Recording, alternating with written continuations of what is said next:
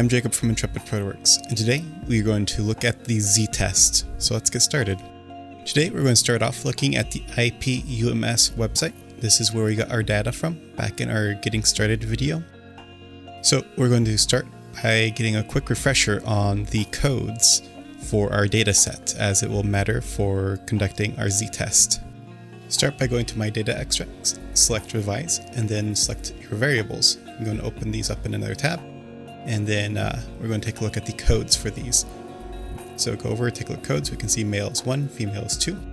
We can see white is 1, black is 2, Native American is 3, and so on. And then we can look at income. We can see that -1 is a net loss, 0 is none, 1 is $1 or break even, and 7 nines is an A. If you want to follow along on your own, make sure to copy these as a comment into your own code or jot them down somewhere else. Now we're going to look at education as well real quick. So we can see that 0 is no school, 6 is grade 12, and 1 year of education is 7, 5+ years is 11. Now with that information in mind, let's go ahead and bring in our data. So we're going to import CSV, open up 2 new lists. This is going to be general population income data and black income data. For our z-test, we're going to be comparing African American income to the income of the general population. Now let's go ahead and open up our file. This is basically the same as what we've been doing. However, I do want to pause to take a little bit of extra care to note it because it's going to matter. We are going to filter out anybody that reported an ambiguous income, like a net loss. We're going to filter out any non-applicable. We're going to also filter out anybody who did not report an income at all. So we are only looking at individuals who reported a positive income who were gainfully employed during the calendar year of 2017. Further, we are also only going to look at individuals who are over the age of 18. All individuals who meet these criterion will be appended to our general population income data. We will just be putting in the income in this case. Next, we will look at what race the person is a member of or reported being a member of. If they reported being Black or African American, we will then append their information to black income data.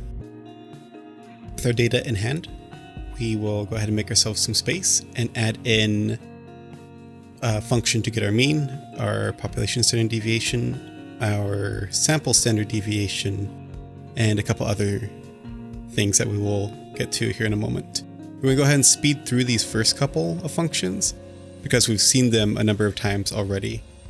If you wish to go over these in more detail, please reference the previous videos in this series. With these functions in place, we can start going over our next new concept, which is the standard error. So we'll get ourselves some new space and then define get population standard error. To do this, we will need to take our sample. We'll need to get our sample size, our population standard deviation. We are getting the standard error of the mean for the population. This is an approximation of what we think the population parameter is for this variable. And we get this by dividing the population standard deviation by the square root of the sample size. The sample standard error is almost exactly the same, except for dividing by the population standard deviation. We are dividing by the sample standard deviation. Our next step is to get our z-score. So this is a little bit different than in previous videos. This time we are taking the sample mean minus the population mean and dividing that by the standard error. So that will be taking black income average minus the general population income average and dividing that by the standard error of the population mean. So to get this, we will define our next function, which will be get z-score. It will take our sample and our population. We'll get a sample mean and a population mean. And then we will get the standard error of the sample mean. The last part of this function is to calculate the z using the formula we used above. With this, we can now get our z-score for our z-test. Now that we've made a little bit more space, we can go ahead and define our next function, which will take our z-score and get the probability of the z-score being found in the normal distribution. So what we are going to do is set up a couple of if statements. If our z-score is less than -4, we are going to just have it return 0.000. If it is greater than 4, it's going to return 1.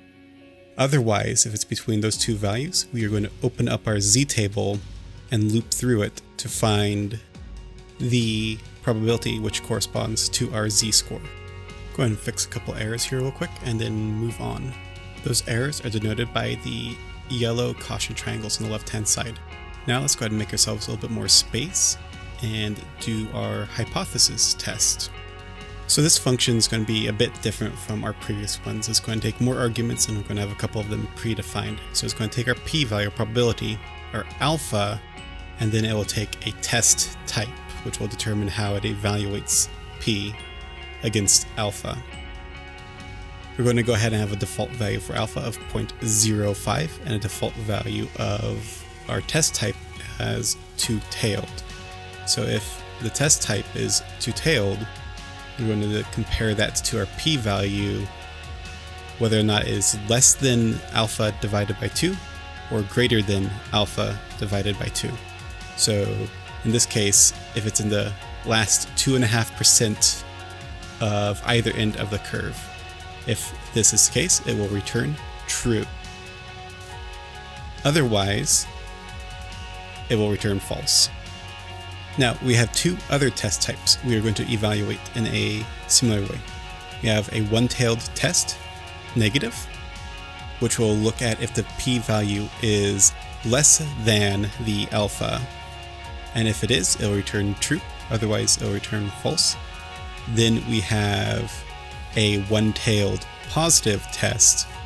This evaluates if p is greater than 1 minus the alpha. If this is true, then this function will return true. Otherwise, it will return false. Now, with our code for our hypothesis test in place, let's take a brief aside to talk about these tests and what they mean. So, we have two types of hypotheses. We have a null hypothesis, and we have an alternative hypothesis.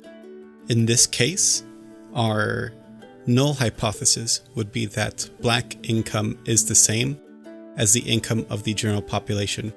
Our alternative hypothesis is that black income is different from the income of the general population.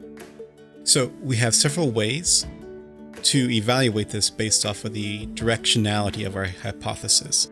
If we do not have an expected direction, if we think that, in our example, black income could be more or less than the general population income, a two-tailed test is most appropriate.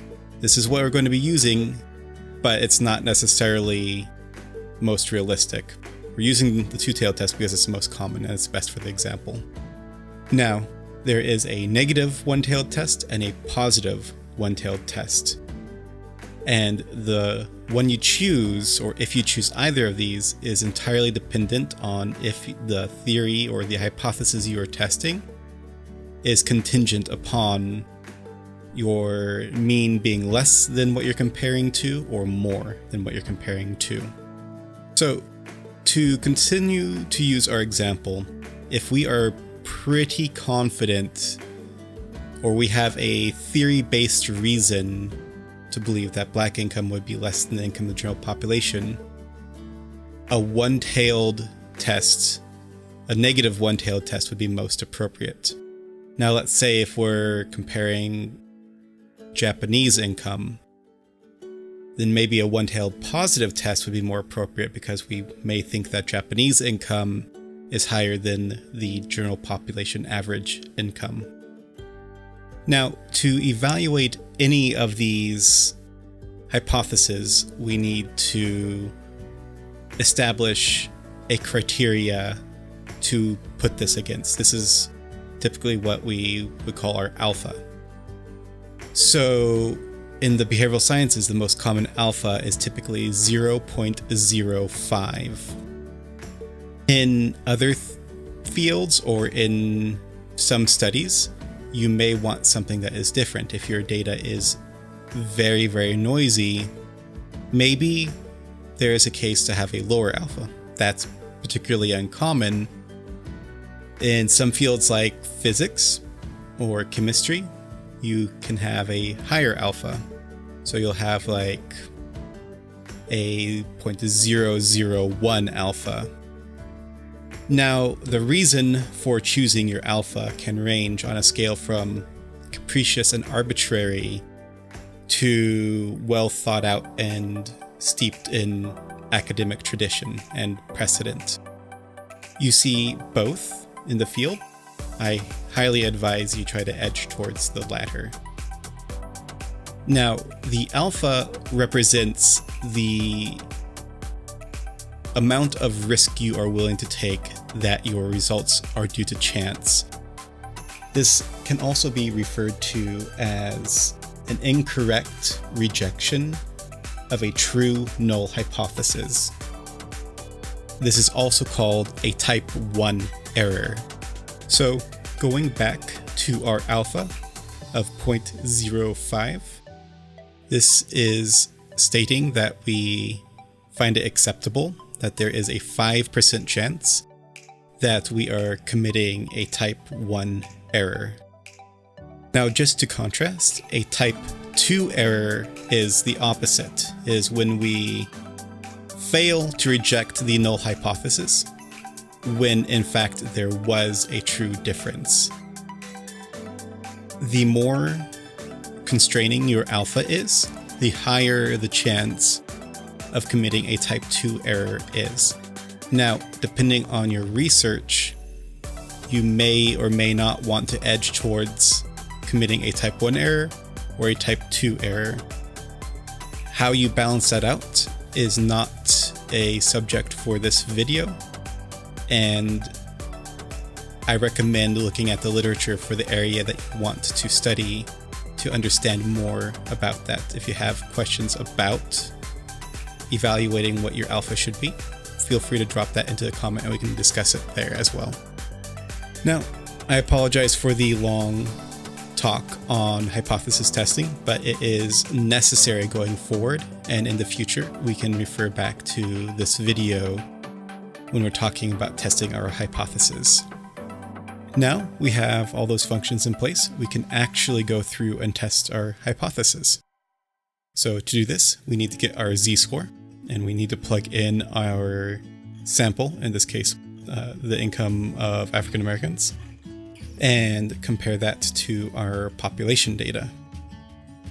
With those two in place, we can then take our z-score and get a probability. We'll go ahead and just call this P, and with it in hand, we can now evaluate it with our hypothesis test. We're going to go ahead and stick with 0.05. So if our hypothesis test comes back as true, we will conclude that Black income is significantly different from the income of the general population. And we therefore reject the null hypothesis. Now we're going to go ahead and add in some descriptive statistics, as well as look at our z-score and p-value for these.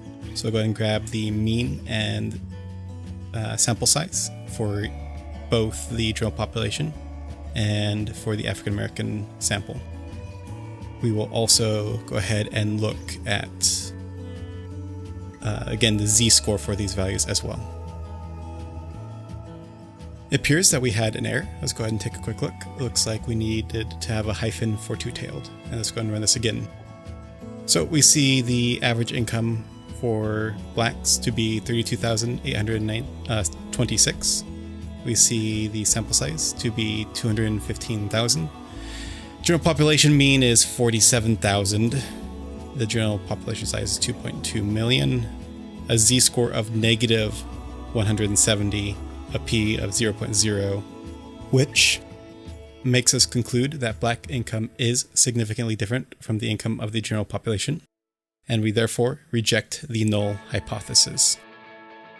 Now, with a z-score of -170, the odds are probably higher that our star would blow up tomorrow than for that to happen by chance.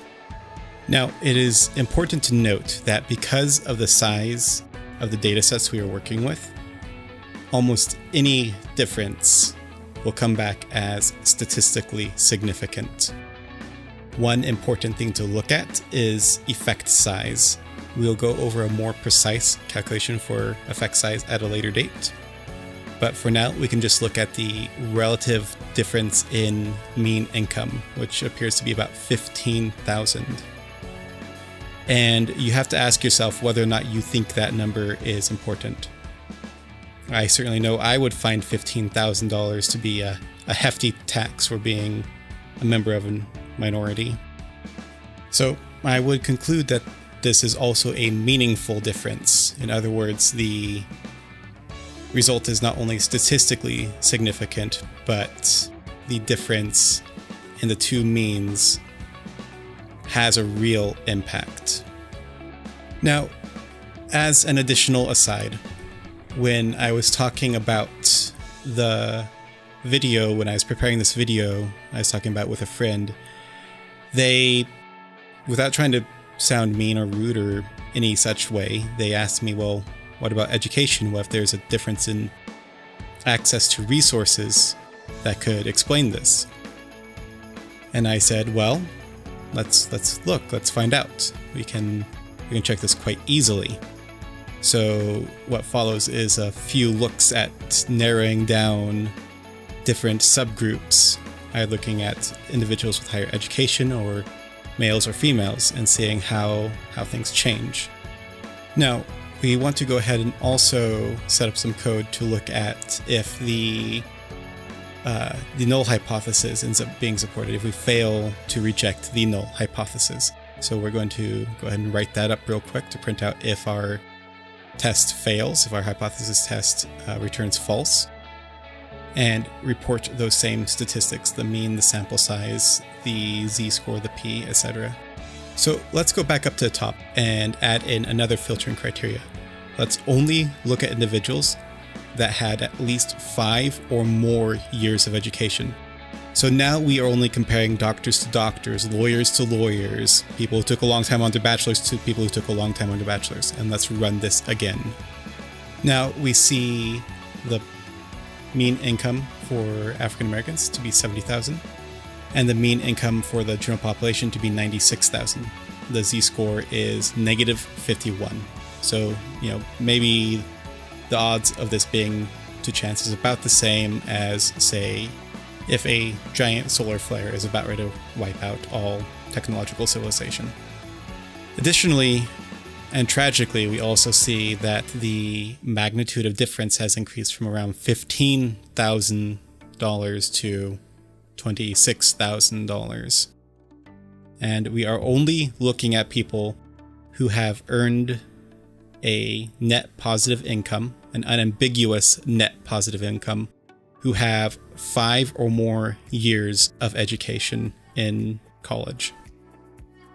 Because we're feeling extra masochistic tonight, let's take a look at filtering this based off of gender.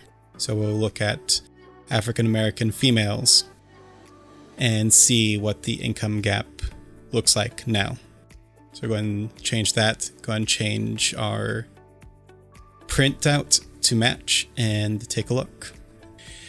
Now, when I initially looked at this, I knew it was going to be bad. I knew that these differences were still here, and I still wasn't ready for how big of a difference this was. So for Black women with 5 or more years of college education who are employed, who are gainfully employed, make over $30,000 less than the general population. We're not even comparing this to demographics who do better than average. This is just the entire population averaged out. And African American women are making 30% less. This data is from 2017. This is a series on statistics, but statistics has real impact. What we're looking at are the lives of real people, and these numbers have meaning to them.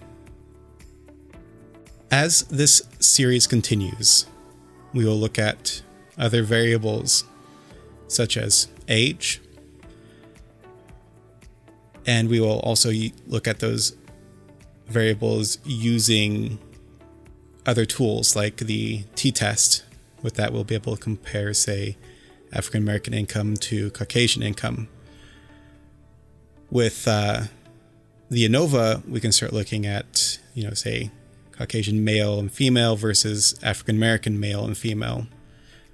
And with a tool like, if we take this series even further and we look at something like regression, we can start looking at how age can factor in. Thank you for watching. Make sure to like, subscribe, and comment down below. Our next video will look at the T distribution.